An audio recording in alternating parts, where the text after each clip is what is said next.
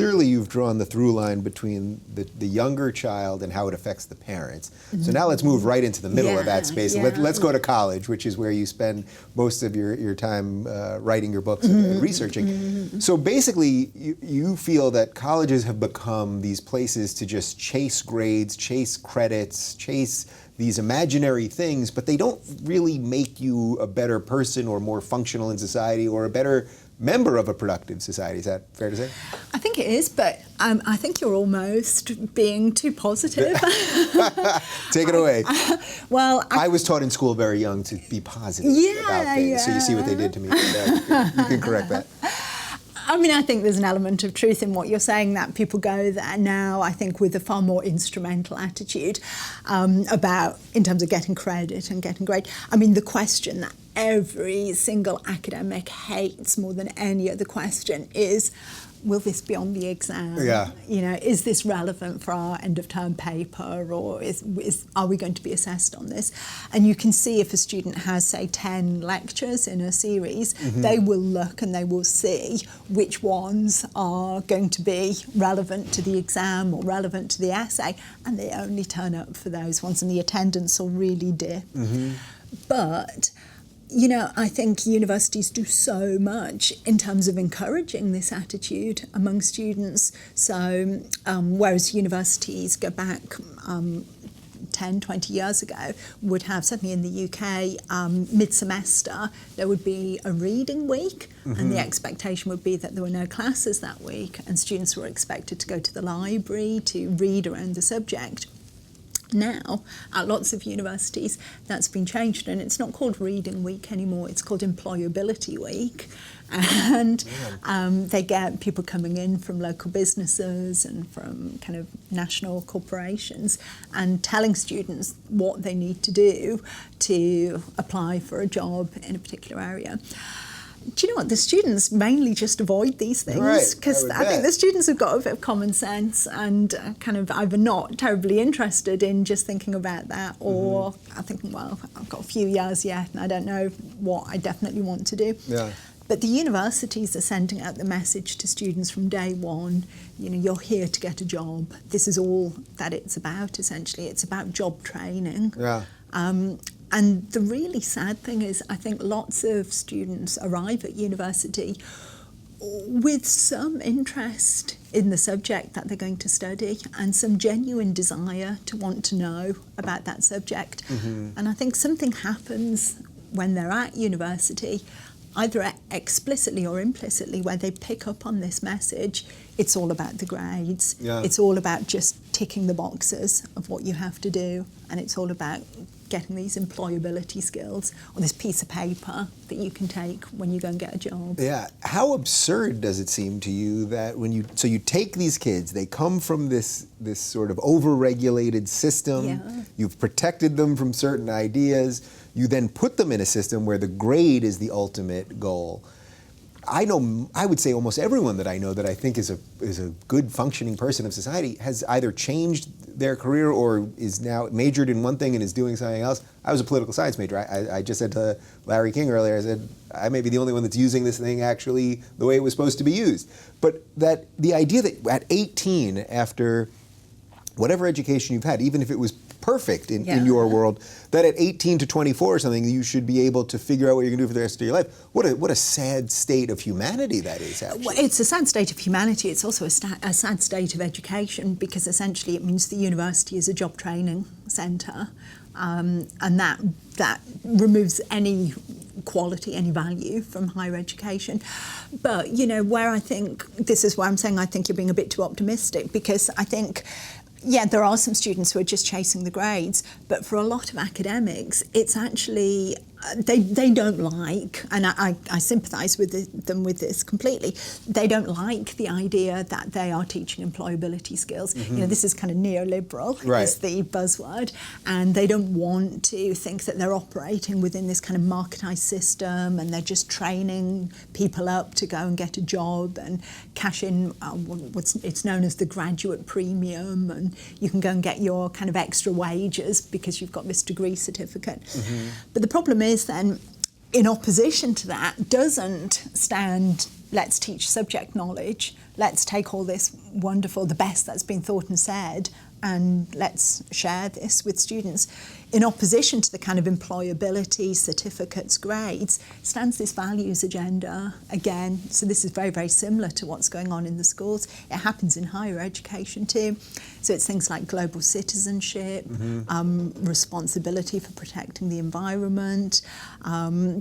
Again, you get the sex education, the consent classes, and all of these ideas about how to be a good person, essentially, but not work out for yourself what you think is being a good person, but it's somebody else's idea. Right. So in and of itself, those topics, you're not against those topics being taught, but it's the way that it's all sort of being put together. Absolutely, you have no problem with learning about how to be a good citizen or something, but you should learn it for you should learn it for yourself or something. Absolutely. I don't think you go to university to have someone teach you how to be a good citizen. They can teach you knowledge, again, for you to think critically about, for you to come to your own conclusions about. But the problem is when universities try and teach you directly how to be a good person, how to be a global citizen, they are imposing a particular set of values upon you. And as soon as somebody starts to teach values, what they're looking for in the students, again, is have the students demonstrated these values. So critical thinking goes out the window because as soon as somebody starts to express doubt. So if you take the issue of climate change, of course I think climate change should be a topic that's taught in the universities, but it should be a topic where students are allowed to think critically about it. They can take the data, take all the scientific evidence, but then that doesn't necessarily mean that there's one right way to interpret that data or one right way to act upon that data. And as soon as you start moving away from teaching the science of climate change to teaching, are you a responsible, environmentally aware citizen? Suddenly you're moving away from a kind of scientific, rigorous critique to ticking boxes. Has someone recycled their coffee cup carton? Has someone remembered to turn the lights off? I mean, we're in LA. If you walk out of here with a plastic, I'll give you a little warning since you're not from LA. If you walk out of here with a plastic bag, you can actually be shot legally. They can snipers are on the roofs watching out to get you. Wow. So watch out for that. So the through line through everything we're discussing kind of is that there really is a political agenda here, is what it seems to me. That you're talking about just sort of this very early on conformity through these kids, and then you throw them into these colleges. Now we've gone this far, we haven't even talked about safe spaces and trigger warnings and all that stuff. But you get them there. Their critical thinking skills have already been degraded in a certain way. Now you inoculate them from a whole set of other ideas, and then you throw them out into the real world, and then they will be obedient citizens, basically. Is that a fair through line that I drew there? Yeah, I mean... Hopefully some of them will fight back. Hopefully. And I think brighter students do begin to think critically and do begin to challenge, although obviously it's far harder to do that if you haven't got a basis of subject knowledge on which to form your critical opinions. The only thing I hesitate at a little bit is I always used to say this thing, when students enter the real world, they will have a shock. I'm not convinced anymore that they will, because you look, certainly in the UK, at the way so many laws are enacted to clamp down on hate speech, for example, and hate speech now can be encompasses misogyny, for example. So if you say a sexist remark, or even if you don't say a sexist remark, but if you say something that I interpret as a sexist remark, and I kind of label you as a misogynist, I could go to the police and say, you have committed a hate crime against me. Yeah. Are you familiar with Professor Jordan Peterson at the University of Toronto? I had him on last week, and he's dealing with this in Canada because of a new law that was passed where about gender pronouns, and you can literally report people. I mean, exactly what you're saying. So this is endemic all over the West right now. Absolutely. So I don't think, unfortunately, that there's this big shock waiting. I think what happens is that the students are taking the attitudes and the values that they've picked up on in higher education, and they're then changing the world in that image.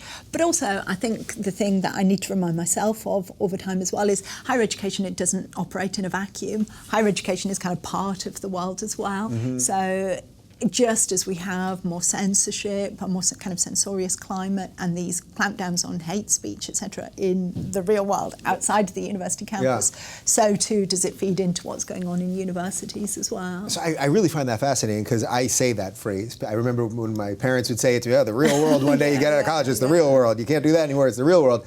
I've used that phrase about these kids, you know, that they're going to get out of these safe spaces and they're going to be in the real world and they're going to really be screwed. But what you're saying there, really, it is much more dark and depressing, because what you're saying is that this stuff has already taken root, really, in the real world. So the shock for them would be if the real world was different, but you're saying it's not. Well, yeah, but I think, and sorry, I might be jumping ahead a little bit here, but I think they do still get shocks, and I think you see this completely this past week in the reaction to Trump's victory in the US. In the UK, we saw it in the reaction on campus to the vote for Brexit, and, you know, they will go so far to try and change the world in their own image. So in the UK, for example, we've had quite a lot of regulations that have come into effect in the workplace. So if anybody says anything kind of sexist in the workplace, they can be publicly shamed for making such comments. So these students will go so far to try and change the world as to how they want it. But then every so often, these shocks happen. And every so often, I think, like I say, Trump and Brexit being prime examples, students, and not just students, I think even more to the point, academics, administrators who are working in universities, then have this complete and utter shock when they're confronted with the fact that not everybody thinks the same way as they do. Right. And I think, as we've seen this past week, they just cannot handle that at all. Right. So, all right. So let's talk about some of the students that are protesting right now, because it's everyone knows that watches this show. I am absolutely for free speech. I am absolutely for free expression. I am absolutely for protest. All of those things, for sure. Where I would draw the line in this case is that you can't do anything illegal in your protest. So if you're blocking roadways and stopping ambulances from getting there, or even if you're just stopping someone from getting to work or going home or whatever else, you can't break the law. You can do it in public places, you can do it in a field, at your house, you can organize online petitions, et cetera, et cetera, et cetera. What seems scary to me about what they're doing, for putting the legal part aside, because they are blocking roadways and things like that, is that they're protesting right now. They're not protesting an issue. So they're not protesting a specific law that was passed that they might find unjust or unfair. They're protesting the results of an election that no one is contesting. Now, we can have a whole discussion about electoral college and popular vote, but that's not what they're protesting. They're protesting the results because they don't like them. But I think you would argue that is a very clear and direct result of everything that they've been taught so far. Absolutely. I think you give them too much credit when you use the word protesting. Yeah. I mean, You're going to turn me into... I'm going to be a little darker after this. Sorry. I think it gives them... It kind of gives it too much status to term this a protest. I mean, I think it's something far more, and I'm going to sound like a horrible person here, but I think it's much more akin to a toddler tantrum. I mean, I was very involved with politics when I was at university, but, you know, we never had cry-ins. We never had primal screams. Right.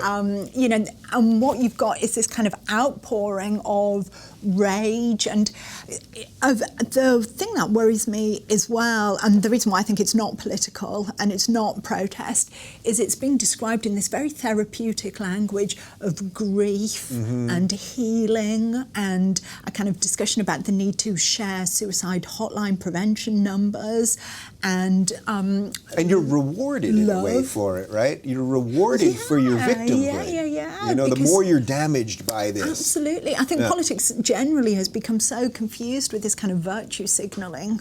And again, I think you saw this very, very much in the UK with the whole kind of leave and remain in the EU thing.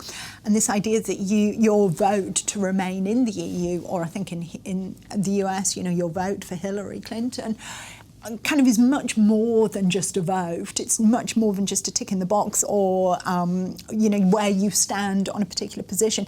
It's about you. And you see this in, for example, Lena Dunham's. Yeah. Kind Guess of what? Not going to Canada. Damn. Yeah. The Canadians are all cheering. Yeah, they're happy. But this idea that all of these things that go on in the world are all about them, it's all about me. Yeah. And so if something happens that I don't like, I am devastated. I need to heal. I need to grieve. I need to cry. So the pain is all other about them, but the emotions. excuse is always about someone else, right? Because I even saw Lena Dunham tweeted the patriarchy and all that, because I saw she tweeted just a couple days ago, or right before the election, something about how evil white men and blah, blah, blah. But my dad was an evil white man, and they're all evil. And it's like, so you can revel in the pain. That gets you very high up in your virtue signaling, so that's great. But the fault is never yours. No. It's always the white man. Well, I think that's the absolutely system. true. Absolutely true. Really important point. But so I think it's not protesting. It's this kind of just outpouring, nebulous outpouring of nothingness, as far as I'm concerned. Other than look at me, look at me. Yeah.